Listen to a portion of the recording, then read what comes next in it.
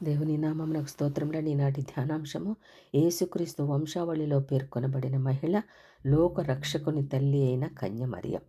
లోక రక్షణార్థము తన అద్వితీయ కుమార్ని ఈ లోకంలో జన్మింపచేయడానికి దేవునిచే ఎన్నుకొనబడిన సాధనము కన్య మరియ అండి. క్రీస్తు ప్రభు జన్మమునకు 700 సంవత్సరముల పూర్వమే మహాప్రవక్త అయిన యెషయాచే ప్రవచింపబడిన విశేష విషయము కన్యక గర్భవతి కుమారుని కనును అనుట. ఇది సాధ్యమా?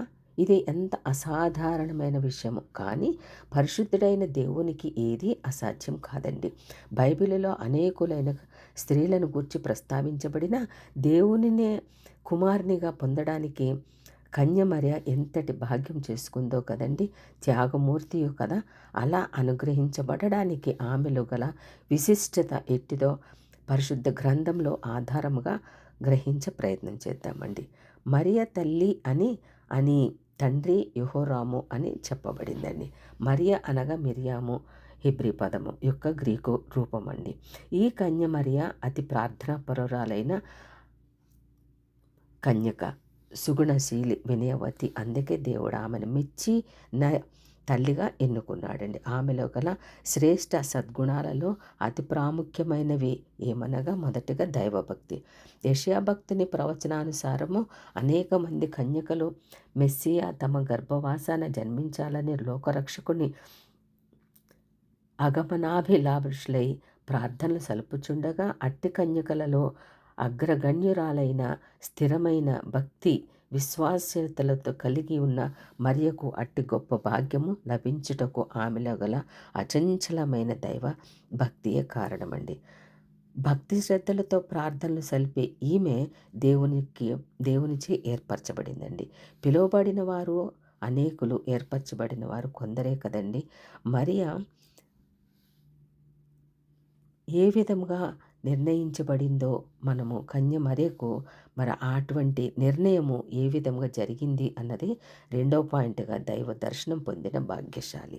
6వ నెలలో గబ్రియేలును దేవదూత కన్యక యుద్ధకు పంపబడిన. ఆ కన్యక పేరు మరియ. లూకా సువార్త 1:26-27 ఆమె నజరేతు వాసి, దావీదు రాజా వంశకుడైన యోసేపు అనే పురుషుని వాగ్దత్త. కానీ ఇంకా వివాహం కాలేదు. బహుశా ఆమె ప్రార్థనలో ఉన్న సమయంలో దేవుడు తన దూతను పంపి తన సందేశం వినిపించాడు.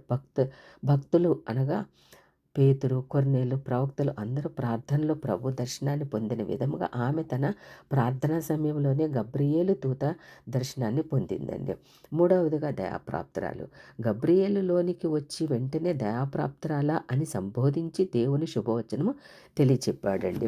ప్రభు నీకు తోడై ఉన్నాడు అని అంటుండగానే ఈ శుభవచనం ఏమిటో అని మరియలో కలవరపాటు, భయము కలిగిందండి.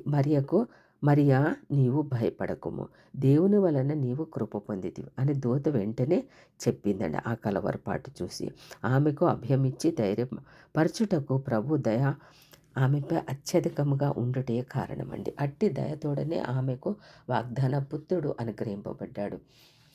4వదిగా ధైర్యపరచబడిన మరియ.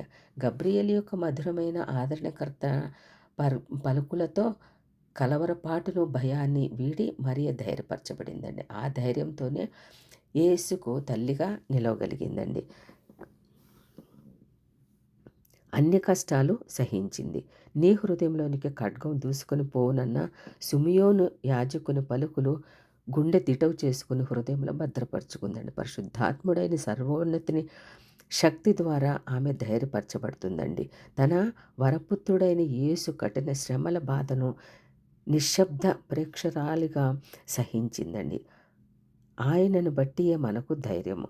యోహాను రాసిన మొదటి పత్రిక 3:14 ప్రకారం. 5వ మాటగా దైవ కృపకు పాత్రురాలండి మరియ. దేవుని వల్ల నీవు కృప పొందితివి. ఇదిగో నీవు గర్భము ధరించి కుమారుని కని ఆయనకు యేసు అని పేరు పెట్టుదువు.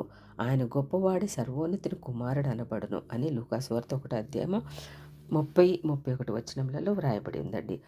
అని రాజాదిరాజు యుగయుగములు సింహాసనాసీనుడై పరిపాలించువాడును శాశ్వతుడనైన ప్రభువుకు ఆమె తల్లిగా మారడము, ఆకాశమంత ఎత్తైన ఆయన కృపకు ఆమెను పాత్రురాలిగా దేవుడు ఆశీర్వదించాడండి.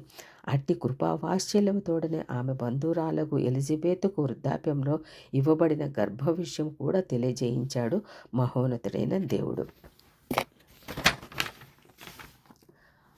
6వదిగా దైవాజ్ఞ శిరసావహించింది. దూత సందేశం విన్న మరియ తాను పురుషుని ఎరుగని దానని ఇదిలాగా సంభవం అని సందేహించిన అది పరిశుద్ధాత్మ కార్యమని గబ్రియేలుచే బోధింపబడి అతి వినమ్రతో ప్రభు దాసురాలను నీ మాట చొప్పున నాకు జరుగునుగా కానీ తనను తాను సమర్పించుకునే దైవాజ్ఞకు విధేయత చూపి శిరసావహించిన సద్గుణశీలి కన్య మరియ.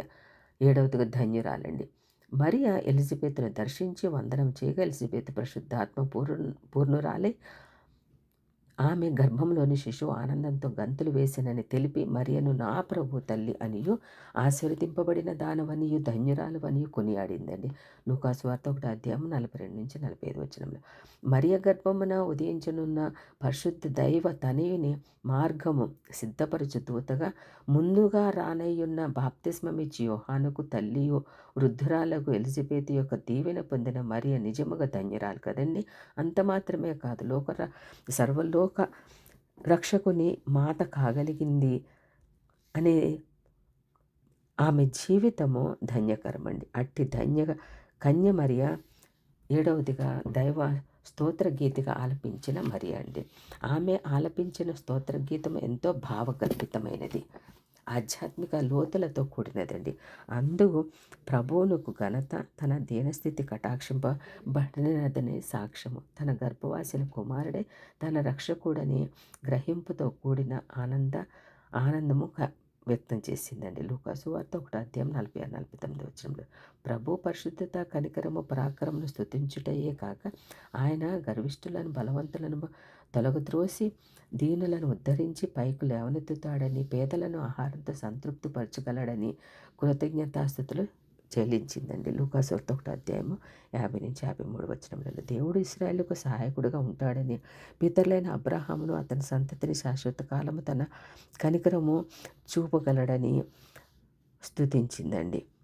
లూకాసు వార్త 1:54-55 స్తుతియాగం చేయువాడు దేవుని మహిమపరచుచున్నాడు. కీర్తన గ్రంథము 50:23 అని భక్తుడైన దావీదు చెప్పిన ప్రకారం తన స్తుతి సంగీత స్తోత్ర గానంతో ప్రభువును మహిమపరిచిందండి మరియ. నేటికి అనేక సంఘములలో అతిశ్రేష్టమైన ఆ స్తోత్ర గీతిక ఆలపించబడుతూనే ఉందండి. నాదు ప్రాణము ప్రభువుని మిగులు ఘనంబు చేయవచ్చున్నదని ఆంధ్ర క్రైస్తవ కీర్తనలో 124వ పాట అండి.